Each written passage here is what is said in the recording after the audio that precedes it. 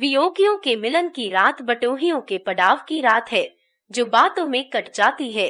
रमा और जालपा दोनों ही को अपनी 6 महीने की कथा कहनी थी। रमा ने अपना गौरव बढ़ाने के लिए अपने कष्टों को खूब बढ़ा चढ़ाकर बयान किया। जालपा ने अपनी कथा में कष्टों की चर्चा तक न आने दी। वह डरती थी इन्हें दुहक होगा, लेकिन रमा को उसे रुलाने में विशेष आनंद आ रहा था। वह क्यों भागा, किस लिए भागा, कैसे भागा, यह सारी गाथा उसने करुण शब्दों में कही और जालपा ने सिसक सिसक कर सुनी। वह अपनी बातों से उसे प्रभावित करना चाहता था। अब तक सभी बातों में उसे परास्त होना पड़ा था। जो बात उसे असूझ मालूम हुई, उसे जालपा ने चुटकियों में पूरा कर दिखाया। शतरंज वाली बात को वह खूब नमक मिर्च लगाकर बयान कर सकता था, लेकिन वहाँ भी जालपा ही ने नीचा दिखाया। फिर उसकी कीर्ति लालसा को इसके सिवा और क्या उपाय था कि अपने कष्टों की राई को पर्वत बनाकर दिखाए। जालपा ने सिसक कर कहा, तऊ मना यह सारी आफतें झेली, पर हमें एक पत्र तक न लिखा। क्यों लिखते, हमसे नाता ही क्या था, अमुह देखे की प्रीति थी, आँख होठ पहाड़ रोट। रमा ने हसरत से कहा, यह बात नहीं थी जालपा, दिल पर जो कुछ गुजरती थी दिल ही जानता है, लेकिन लिखने का मुंह भी तो हो। जब मुंह छिपाकर घर से भागा तो अपनी विपत्ति कथा क्या लिखने बैठता। मैंने तो सोच लिया था, जब तक खूब रुपए न कमा लूंगा एक शब्द भी न लिखूंगा। जालपा ने आंसू भरी आंखों में व्यंग्य भर कर कहा, ठगी कही था, रुपए आदमी से ज्यादा प्यारे होते ही हैं। हम तो रुपए के यार हैं। तुम चाहे चोरी करो, डाका मारो, जाली नोट बनाओ, झूठी गवाही दो या भीख मांगो, किसी उपाय से रुपए लाओ। तुमने हमारे स्वभाव को कितना ठीक समझा है कि वाह अगोसाई जी भी तो कह गए हैं, स्वार्थ लाई कर है सब प्रीति।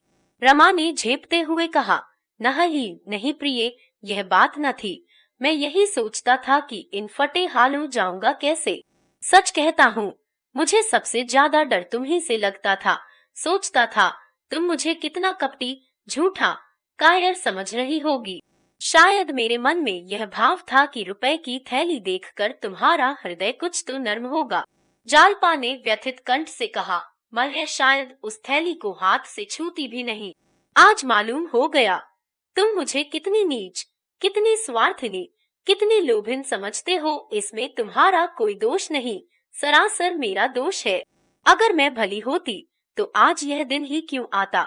जो पुरुष 30-40 रुपए का नौकर हो, उसकी स्त्री अगर 2-4 रुपए रोज खर्च करे, 1000-2000 के गहने पहनने की नीयत रखे, तो वह अपनी और उसकी तबाही का सामान कर रही है। अगर तुमने मुझे इतना धनलोलुप समझा तो कोई अन्याय नहीं किया, मगर एक बार जिस आग में जल चुकी उसमें फिर न यदूंगी। इन महीनों में मैंने उन पापों का कुछ प्रायश्चित किया है और शेष जीवन के अंत समय तक करूंगी। यह मैं नहीं कहती कि भोग विलास से मेरा जी भर गया, या गहने कपड़े से मैं ऊब गई, या सैर तमाशे से मुझे घृणा हो गई। यह सब अभिलाषाएं ज्यों की त्यों हैं।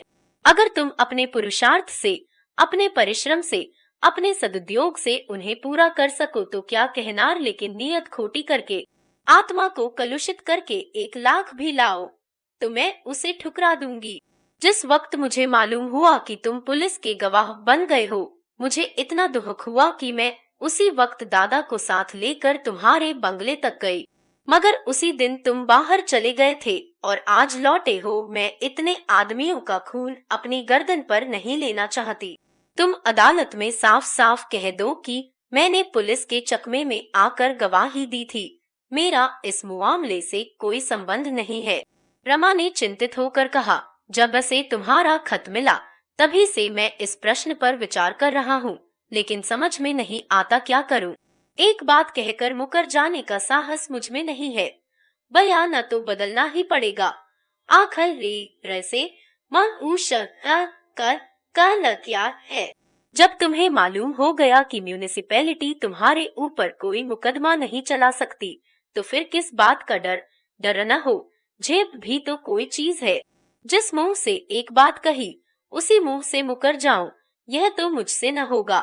फिर मुझे कोई अच्छी जगह मिल जाएगी, आराम से जिंदगी बसर होगी। मुझ में गली गली ठोकर खाने का बूता नहीं है। जालपा ने कोई जवाब न दिया। वह सोच रही थी, आदमी में स्वार्थ की मात्रा कितनी अधिक होती है। रमा ने फिर धृष्टता से कहा, और कुछ मेरी ही गवाही पर तो सारा फैसला नहीं हुआ जाता। मैं बदल भी जाऊं तो पुलिस कोई दूसरा आदमी खड़ा कर देगी। अपराधियों की जान तो किसी तरह नहीं बच सकती। हाँ, मैं मुफ्त में मारा जाऊंगा। जालपा ने त्योरी चढ़ाकर कहा, कैसी बेशर्मी की बातें करते हो जी। ये क्या तुम इतने गए बीते हो कि अपनी रोटियों के लिए दूसरों का गला काटो। मैं इसे नहीं सह सकती।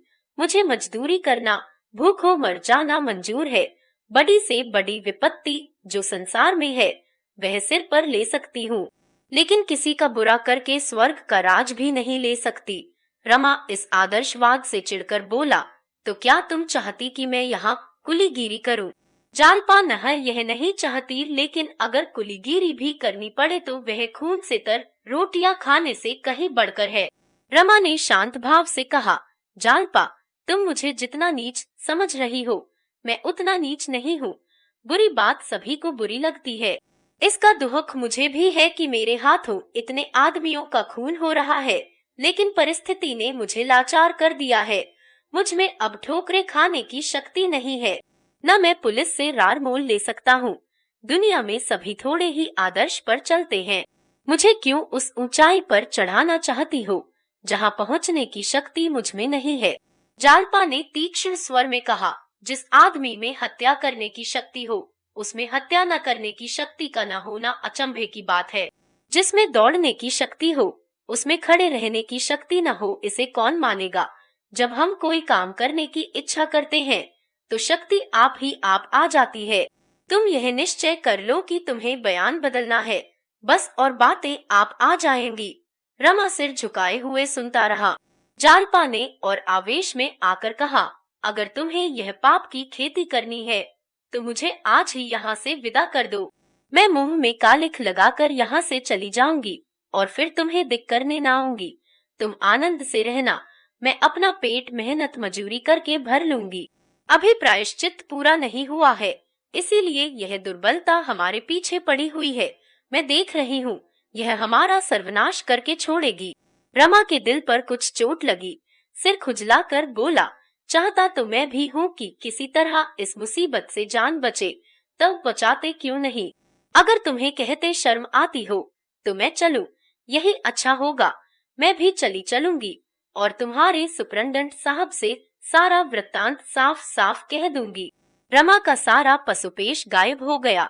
अपनी इतनी दुर्गति वह न कराना चाहता था कि उसकी स्त्री जाकर उसकी वकालत करे। बोला, तुम्हारे चलने की जरूरत नहीं है जालपा, मैं उन लोगों को समझा दूंगा। जालपा ने जोर देकर कहा, साफ बताओ, अपना बयान बदलोगे या नहीं? रमा ने मानो कोने में दबकर कहा, कहता तो हूँ, बदल दूंगा। मन ए रल ए कहने से या अपने दिल से? तंग ऊ महा हारे कहने से नहीं, अपने दिल से। मुझे खुद ही ऐसी बातों से घृणा है। सिर्फ जरा हिचक थी, वह तुमने निकाल दी। फिर और बातें होने लगी। कैसे पता चला कि रमा ने रुपए उड़ा दिए हैं? रुपए अदा कैसे हो गए? और लोगों को गबन की खबर हुई या घर ही में दबकर रह गए? रतन पर क्या गुजरी? गोपी क्यों इतनी जल्द चला गया? दोनों कुछ पढ़ रहे हैं या उसी तरह आवारा फिरा करते हैं? आखिर में अम्मा और दादा का जिक्र आया। फिर जीवन के मंसूबे बांध हो जाने लगे। जालपा ने कहा, घर चलकर रतन से थोड़ी सी जमीन ले ले और आनंद से खेती बाड़ी करें। रमा ने कहा, कहा ही उससे अच्छा है कि यहाँ चाय की दुकान खोले। इस पर दोनों में मुबाहसा हुआ। आखिर रमा को हार माननी पड़ी। यहाँ रहकर वह घर की देखभाल न कर सकता था, भाइयों को शिक्षा न दे सकता था और न माता पिता की सेवा सत्कार कर सकता था।